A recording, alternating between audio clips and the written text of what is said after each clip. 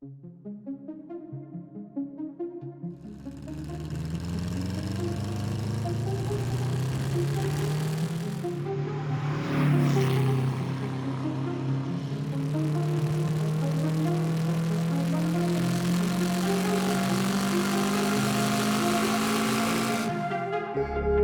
do you call the car? I call it the 68 Special. The 68 Special, I like that. When you finished it, how did you feel? I felt very relieved in a sense. Yeah, I was excited. I mean, it was a long time coming, and it was something that I had been staring at for the past 18 months, all day, every day. What does that mean to you to be part of this iconic family that's been building hot rods for 75 years? What does that feel like for you? Yeah, it's amazing. I mean, it's just really special getting to walk into this building every day and, be surrounded by family and just build these cars together and have fun and go to events, and, it doesn't get any better than that. It's part of the automotive history.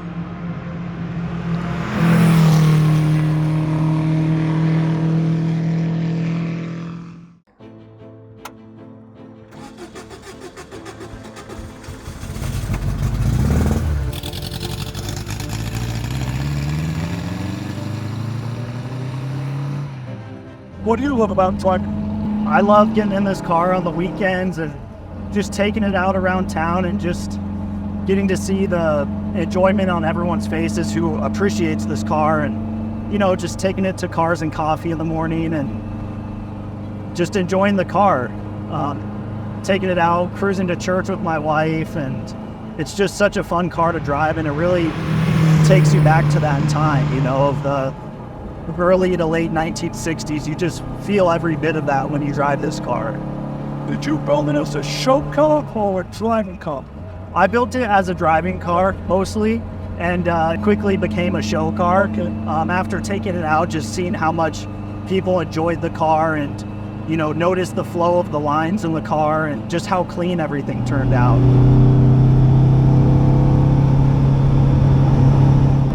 How many hours do you think you're in the build of the car? It's tough to say with just all the late nights, weekends, holidays, all the parts store runs, staying up late at night thinking about the car. It's hard to watching the car. Yeah, it's hard to gauge what are actual hours invested in the build and what exactly counts. But if I had to guess, I'd say maybe around 2,000, 3,000. That's pretty good for all the modification that you did. Yeah.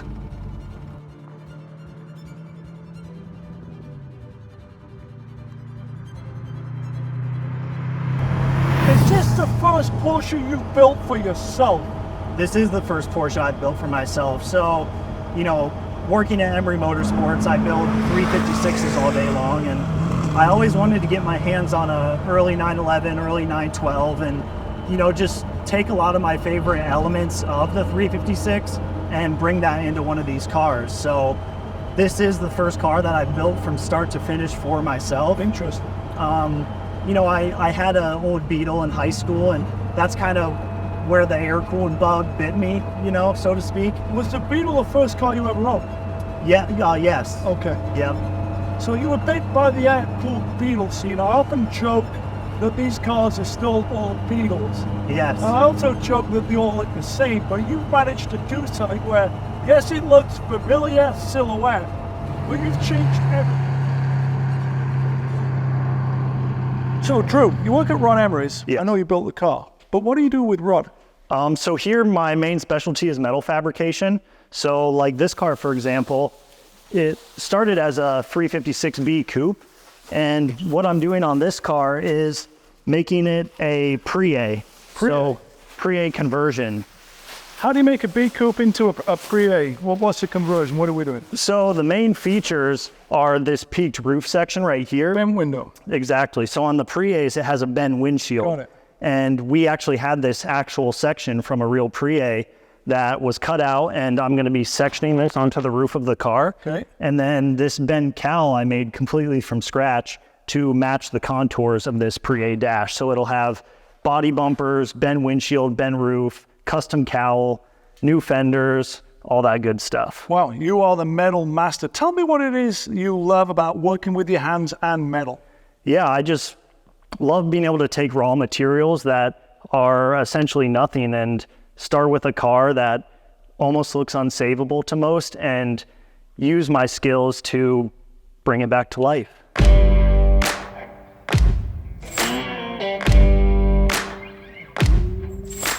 Let's talk about what it is you built, your interpretation. You know, when I look at this, obviously I see it's a 911 silhouette. I know it's a 912, but I know you've taken 356 inspiration from everything that's around you and put it into this car.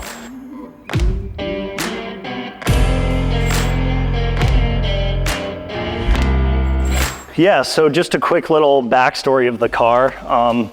We had the opportunity to acquire an accumulation of Porsche parts, bodies, tools, right here down the street in North Hollywood. That was in January of 2021. So this happened to be one of those cars sitting in the parking lot, and at first glance, it looked like some sort of a kit 930 turbo of some sort. So it was a wide body. Wide body. It had fiberglass front bumper, fiberglass fenders, quarters, rockers, the whole deal. This sounds like a wide body's 80s special conversion. Yeah, it was a victim of the 80s for sure. Yeah. And the floors were completely rusted out. Everything was gone, you know, just filled with trash on the inside. It was a nightmare. So first things first, I cut off all the fiberglass and began to rebuild the car, just all factory, all steel, get the chassis nice and straight, you know, repair everything on the inside. And after it was fully repaired, I began the customization of the metalwork.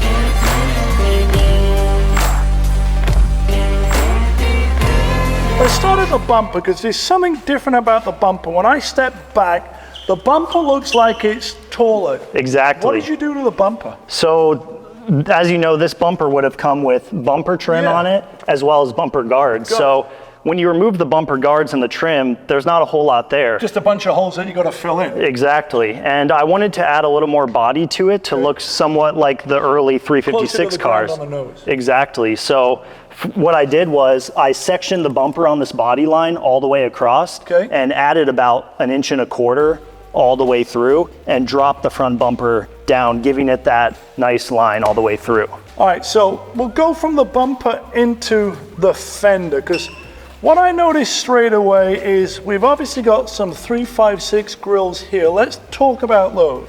So these grill slats are actually made from an actual 356 decklet grill. So I cut the slats out of the grill, I took it over to the shrinker, added some contour, and matched the contour of the slats to the body of the car so that it all flows together and ties into itself. So what are you doing with the turn signal housing that would have been there? Obviously you filled it in. Yep, so the fenders that I had found for the car. Yeah, what are these fenders? These are some fenders that were up in Oregon at Gary Emery's place. They look like short wheelbase fenders though, they don't have any flares. Correct. Yep, and when I got the fenders, somebody had taken pliers to the fender edge and flared it out themselves, and it had about 1 inch of Bondo on it. So I remade that whole entire edge from scratch. Around the wheel well? Correct. Do you have a wire in there? It's folded and tucked under. One thing I love about the early cars is that the exterior sheet metal of the car is all unibody. Aside from the doors, hood, and deck lid, all of the body inner workings are connected. And I love that about the early cars and always wanted to bring that into one of these cars. So of course what I had to do was weld the front fenders onto the car. That meant weld all the seams in here, weld the seams through there, and make it fixed to the body of the car. Before you did that, I'm sure you aligned the fitment first though for the starting point of the fender door gap impeller. You get it all aligned. Yep. Then tell me what you do once you've aligned it where it fits extremely well like this does. So that's the nice thing about the later cars is that the fenders are completely adjustable and removable. So if your hood gap isn't great or your door gap isn't great, you have that option, where this, it's got to be right the first time. Right, I get it. So I welded the cowl into the fender, welded the fender down into the rockers, and made it all flow and, you know, smooth together. Got it. So that is exceptional work.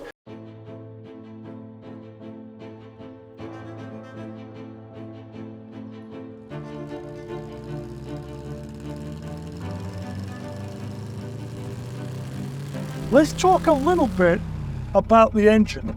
I know it's special. Tell me about it. Yeah, so the engine is a 2.1 liter, 4-cylinder 911 motor.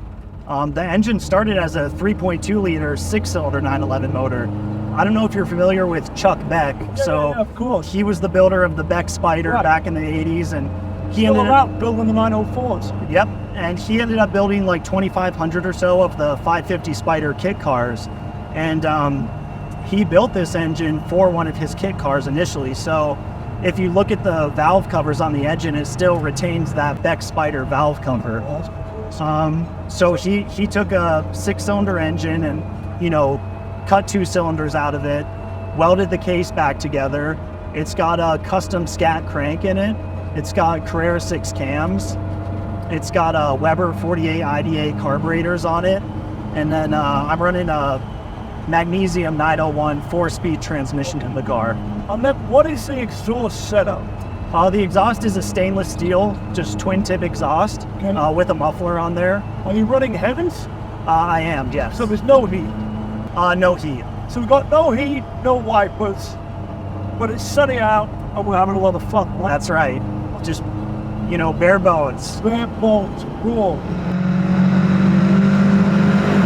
Let's talk about brakes. I'm putting my foot on the brake. It's stopping pretty good. What are the brakes? The brakes are just factory Porsche brakes. Okay. Just early 911 brakes. Yep. And then suspension, have you changed the torsion bars, shocks? What have you done? I put new torsion bars in there all around, and just new Bilstein shocks all around as well. Did you put different torsion bars in, a thicker diameter? Just factory. Okay. Yep. Just to give it a really classic, you know, these cars tracked so nicely from the factory, and they really have a nice feel with the suspension setup that they came with. Yeah. And I wanted to kind of just capture that feel in this somewhat of a backdated type of build. And I think by sticking to that, I really, you know, just rode that out.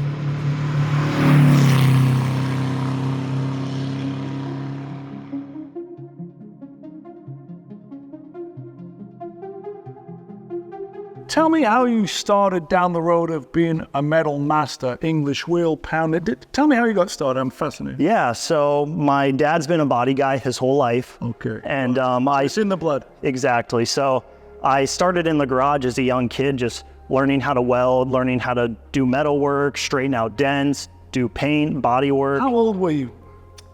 as long as I can remember. What type of cars were you working on back then? I assume it wasn't 356s. No, pretty much just anything under the sun. Yeah, whatever. Stuff? Yeah, whatever came Okay. our way. So, So you learned at an early age. yep.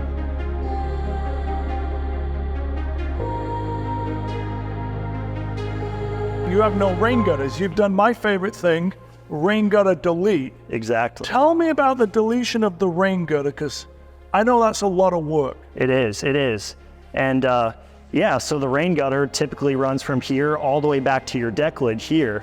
And when you cut the rain gutter off, you'll notice that they aren't on the same plane. Especially back there. Exactly. So What are you doing to fill in? And also, before we get to that point, are you sectioning, cutting a section, welding, moving around? Or are you starting Yes. front to back? What do you do? So I'll cut each section at a time and weld that smooth, Okay. because you run the risk of cutting the whole drip rail off, and that tuck is what holds the roof on. sure. So if you cut those drip rails off, the whole roof can buckle Got and it. let go.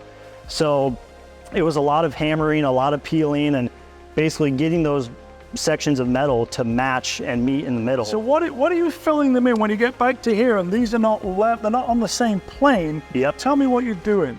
So what I'm doing is sticking it's called a spoon, basically, a metalworking tool, and putting it in there and peeling it back and getting those to meet on the same plane. Then I'm welding that, and then I'm using traditional style lead filler. So this is lead fill. Correct. There's no Bondo in here. No. This looks like a long wheelbase Fender. This I know is a short wheelbase car, but you're running long wheelbase trailing arms. Correct. Did you convert it to long wheelbase? I did. So it started as a short wheelbase car, and being that it had all the fiberglass bodywork on it, it made it a pretty easy job to do that conversion, since I had to rework the whole quarter panel anyway, and I made the rocker panels from scratch, so that was all free play right there. Let me stop right there though. Are you putting the quarter on and then repositioning the long wheelbase trailing arms, or you got the trailing arms on wheel first, then positioning the quarter? So what I did was take a ton of measurements off another car and basically compare those measurements to mine and center the wheel arch in the middle. But to get the placement of the long wheelbase trailing arm on the torsion tube, it doesn't mount to the existing short wheelbase one, right? Correct. So the angle of the ears in there change angle. So I cut that out, centered everything, made a bunch of measurements, made sure it was level, and then welded it in. So it's measure 100 times, weld once. Exactly. So you've dollied over this edge, you kept the existing lip, but talk about what's going on into the rocker here. Yeah, so Doing there, right there. these cars would have come with the rocker right here going into the side of the floor pan. And then as you know, when you look at the car from the side, you can see the floor pan hanging down, all the undercoat under there. So I took some sheet metal and using the English wheel and the power hammer, basically shaped my own rocker panel following the radius contour of the fenders. Where does that attach under the car on the floor pan? It welds straight into the floor pan, so it's a smooth transition all the way through. Now I notice you've deleted the existing jack receiving point. Yep. Okay.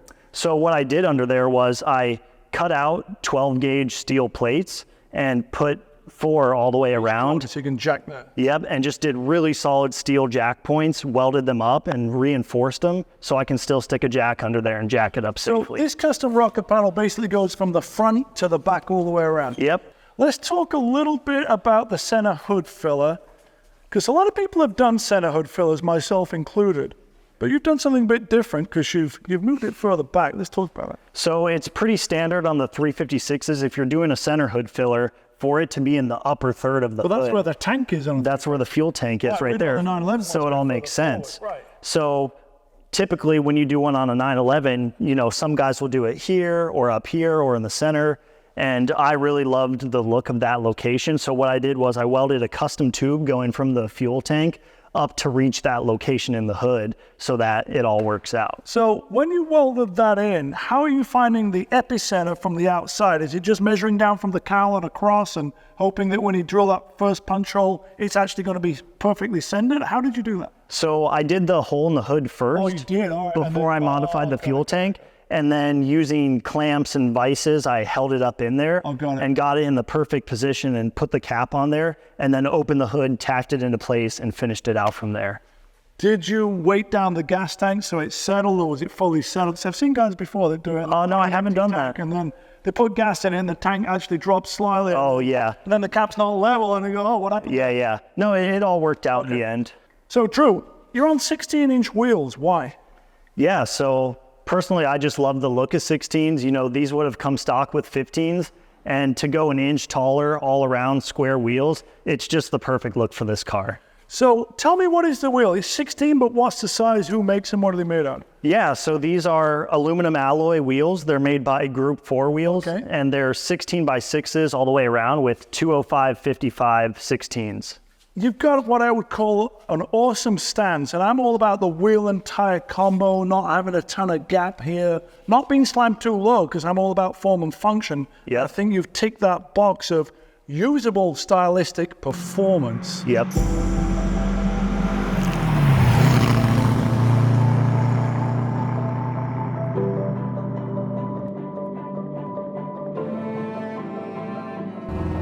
So it feels like we're really in sort of what we are in, a 912 hot rod. When you say this revs to 10,000? Yeah, 10,000 RPM red line. How much power do you think it makes? It makes about 190, 200 horsepower. And what does the car weigh? The car weighs right at 2,000 pounds. Oh, well, what a power to weight ratio, really. Yeah. But the driving experience is familiar.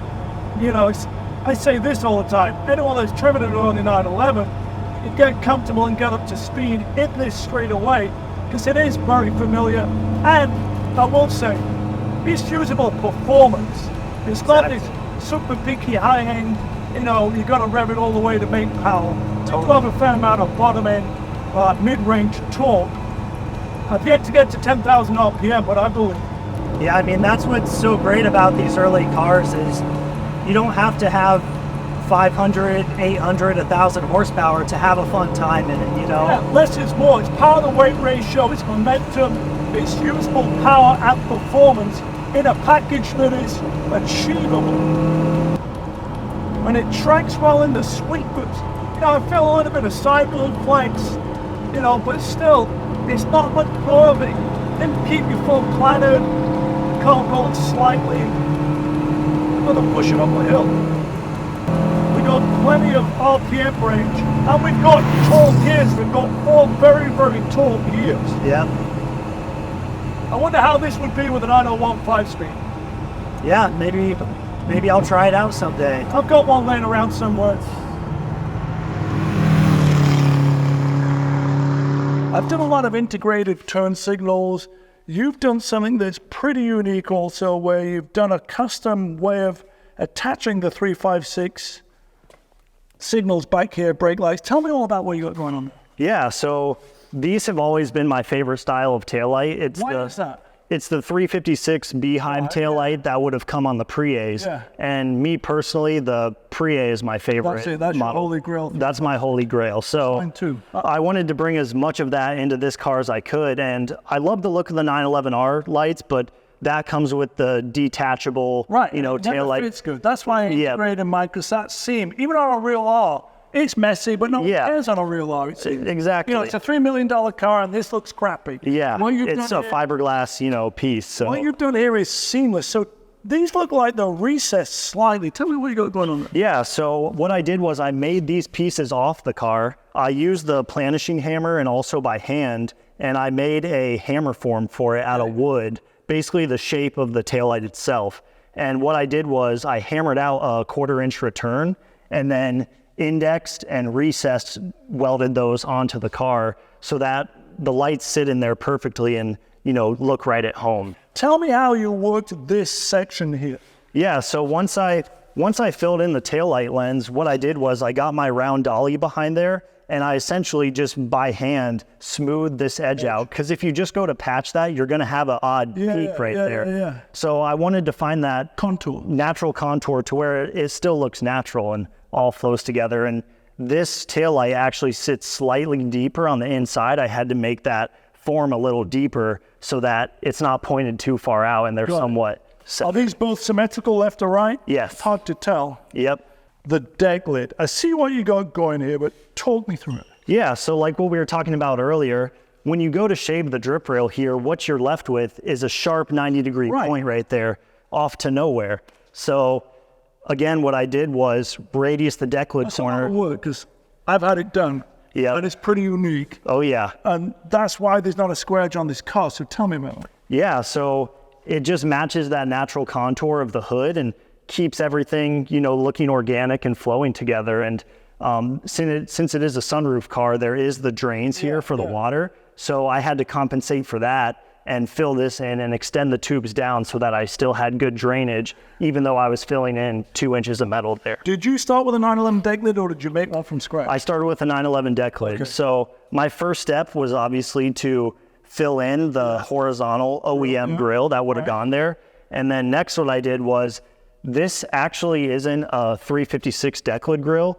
This I made completely from scratch. So Looks like it came off the back of a fridge. yeah. I'm only teasing. Tell me about this. It looks 356. Tell me about it. So if you put a 356 grill up to this, you'll notice it's about 20% smaller than what this grill is. When I initially mocked it up, the proportions just weren't quite right to stick a factory 356 grill in a How are 911 you deck mocking lid. it up? Did you just literally place it on the deck? I just placed it on there with tape and magnets out of proportion. and looked back, and it looked a little small because these are such giant deck lids compared to the 356. So what I ended up doing was finding a hole that I liked the size of, cutting it to that, and then making this completely from scratch. You did an awesome job. I got to ask you about the louvers, the placement. How many different mock-ups did you have? I assume you had more than one. I assume maybe you had them in different positions. How did you end up on 4 louvers and towards the bottom as opposed to the top or center or more? Yeah, this is just what I thought looked right, and I like the style of it. And these are actually not punched louvers; these are hammered louvers. So what I did was cut it with a cutoff wheel, and then individually by hand round those all off with the pick of a hammer. So it's probably 500,000 hammer swings or How so. many hours do you think are here just in the deck lid? Oh, it's hard to say. I don't know. I can't remember. All right. Yeah, a lot. So labor of love, you're not counting them.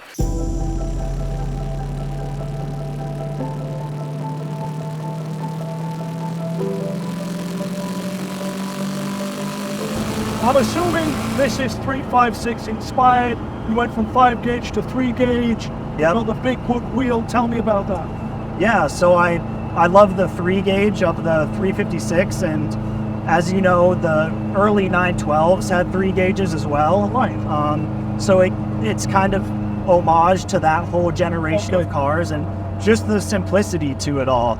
And yeah, by smoothing out the dash, I love the speedster style dash of the convertible 356s and how it's just smooth all the way across. No upholstery, no dash pad, none of that. So I got rid of the dash pad, got rid of the audio speakers at the dash, all the pinch welds, all the clip holes, just removed it all and just really simplified that whole deal. Plus, it's all cleaned up. Exactly. Who painted the car and what shade of silver is it?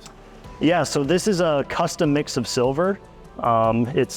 I call it secret silver, Yeah, all right. so no one else can know. Yeah. It's got some blue in it, or at least it looks like it. Yeah, it takes on some really cool colors and angles, the more you kind of look at it, and it's actually just a really subtle color for the most part, not much metallic or flake to It it. reminds me a little bit of a rhodium silver metallic, a little bit of GT silver minus a lot of silver. Yep. I assume it's base coat, clear coat, two-stage? Yes, 2-stage, yep, and it was painted by a little shop of customs out in Palm Desert. Okay. Exceptional paintwork. Now tell me about that steering wheel and that hub. What do you got going there? Yeah, so this is actually a early 912 hub, Yeah. and since I got rid of the wipers, what I did was I welded in the aluminum over here and shaved that so that I didn't have a false switch or an empty hole. It's all smoothed and cleaned up and then painted all of that. This is an original Les Leston steering wheel, similar to what would have come in the 904 race cars back in the late 60s. Pretty big diameter, actually. Yep, and it's got a aluminum center, wood grain, so I completely restored that from scratch. The rear view mirrors out of a 356A coupe. Okay, yeah, I noticed that. Yep, Different shape to a short wheelbase. I noticed you went without the knee guard, which looks real clean. yep. And it's got the square weave carpet like the early 356s.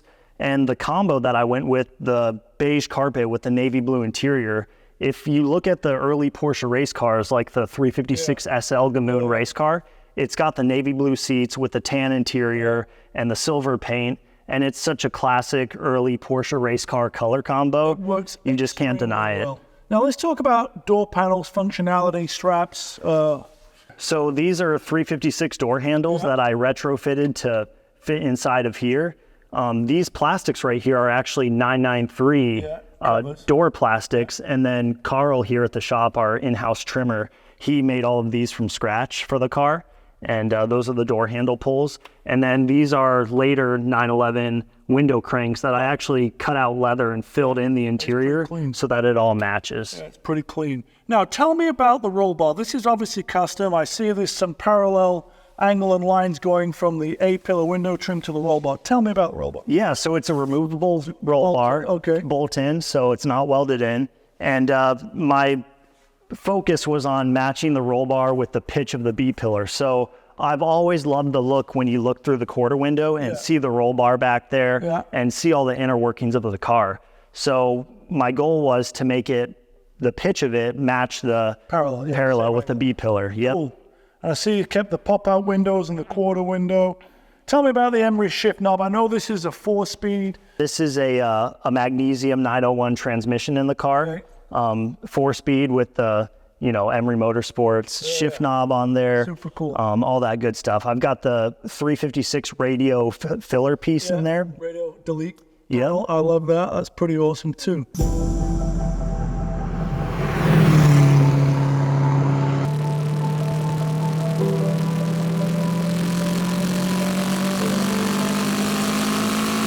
Tell me about how you ended up working at Ron Emirates. Yeah, so when I was back living in Ohio, I was working at a collision shop during the day, working on newer Porsche, Audi, Volkswagen, Jaguar, Land Rover, doing the whole collision type of work. And in the evenings, I was working at a hot rod shop building 1960s hot rods. I ended up coming across Rod Emery on Instagram, and he made a post looking for a metal fabricator in May of 2018. So I reached out to him. You know, I was a 20-year-old kid at the time, and just told him all about myself, and he offered me a position to come out and work for him. So I moved to California, had never been to California before, and you know, that was 6 years ago, and here we are now. That's a leap of faith. Exactly. What did you drive out from Ohio in? I drove a 2008 Volkswagen Jetta, lowered on coilovers with Porsche turbo twist wheels, and it was a real hoopty, but you know, that was my car at the time as a 20-year-old.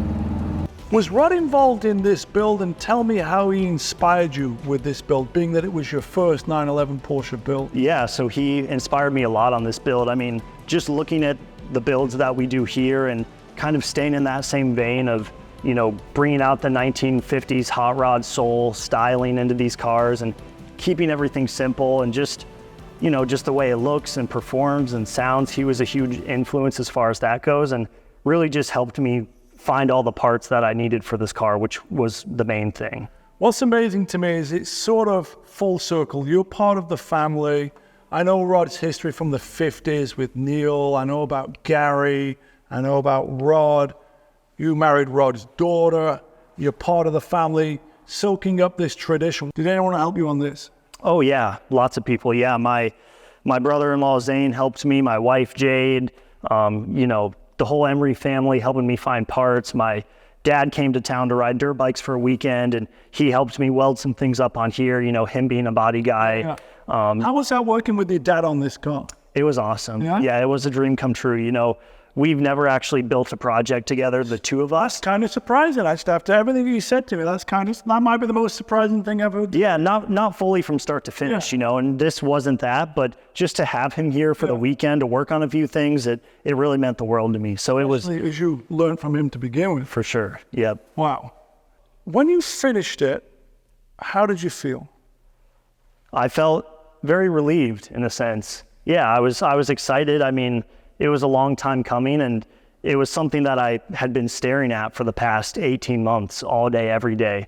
So I finished it the weekend before Lufticult, and you know, drove it down that day, and just got to experience it for the first time on the 50-mile drive down to Long Beach, and you know, get everyone's reaction of the car 18 hours after finishing the build. What did Rod think to it? Oh, he loved it. Yeah. What did your wife think to it? She loved it too. She was there by my side the whole time, you know, making sure I was getting enough sleep and staying fed, and helping me sand the whole car. You know, she was really my rock. It was a family project. Yeah.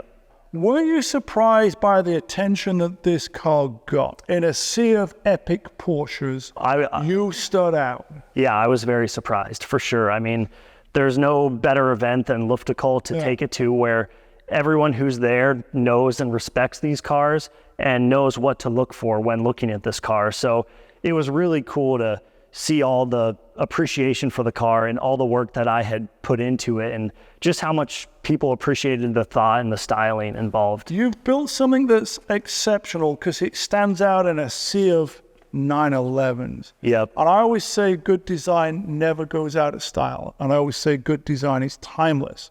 And you've combined elements of, instead of, you've backdated to an early car, took inspiration from your level, what you're working on, and seamlessly blended it into something here. It's exceptionally well done, that stood the test of time. Thank you. If you did it all over again, would you do it any differently? Would you change anything? I love it exactly how it is. Okay, you love it as is. Drew Hafner has built something that hasn't been done before. He's created a seamless transition between the 356 and the 911. With his own hands, he transformed a basket case 912 with an 80s wide-bodied fiberglass kit into this subtly unique interpretation of his ideal car, seamlessly blending elements of the 356 into the iconic 911 silhouette.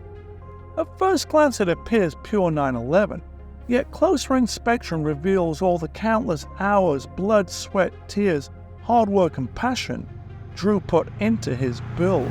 There's not a square edge on the car. All the corners have been radius rolled, tucked, and blended. It's great to see old school metal fabrication here. Everything is steel, lead filled. There's no carbon fiber. Nothing's been 3D printed. It's all custom, done with your hands, old school metal shaping technique. And it's inspiring to see and drive this unique piece of automotive craftsmanship, built by a young guy that will no doubt inspire others to get out and build.